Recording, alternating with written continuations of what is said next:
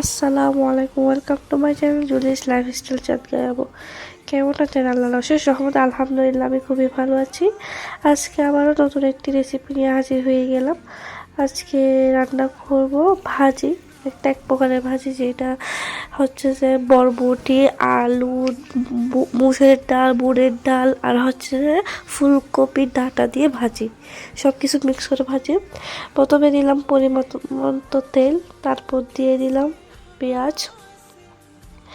পেঁয়াজটা একটু নেড়ে চেড়ে ভেজে নিচ্ছি। এই যে নেড়ে চেড়ে একটু ভেজে নিচ্ছি। আসলে এরকম করে ভাজি করলে সবাই খেতে চাইবে আশা করি। এই যে দিয়ে দিলাম সিদ্ধ করে রাখা সেই ডাঁটা, বরবটি আর হচ্ছে যে আলু, সেগুলো সিদ্ধ করে রেখেছে, আগে থেকে রেখেছে। এখন সেগুলো হচ্ছে পেঁয়াজ আর এর সাথে এভাবে মিক্স করে দিচ্ছি। এভাবে কয়েক মিনিট ভেজে নিব।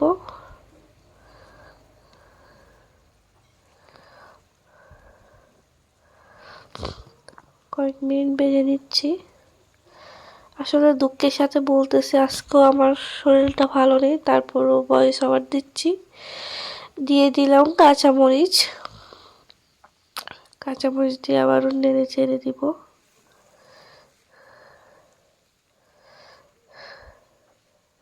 আমার কথার মাধ্যমে কোনো ভুল ক্ষতি হলে তাহলে ক্ষমার দৃষ্টিতে দেখবেন। আসলে আমার শরীরটা ভালো নাই, দোয়া করবেন সবাই আমার জন্য।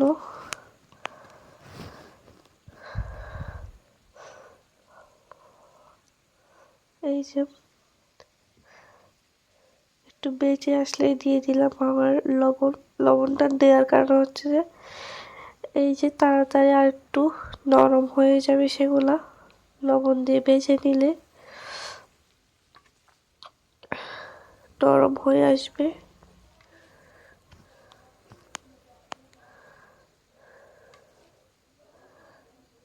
মাটির চুলার রান্না আলাদাই স্বাদ।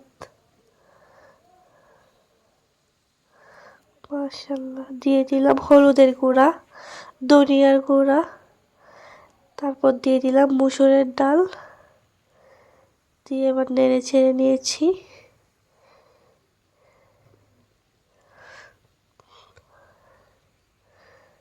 আবার দিয়ে দিলাম বুটের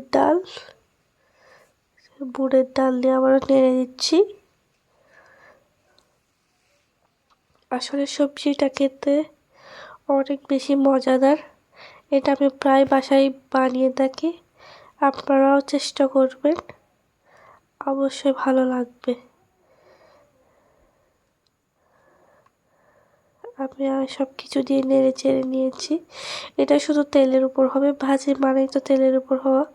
এই যে আমার প্রায় হয়ে আসলো, এবার দিয়ে দিল ধনিয়া পাতা। আমার ভিডিও ভালো লাগলে লাইক, কমেন্ট, সাবস্ক্রাইব করবেন। Thanks for watching. আসসালামু আলাইকুম।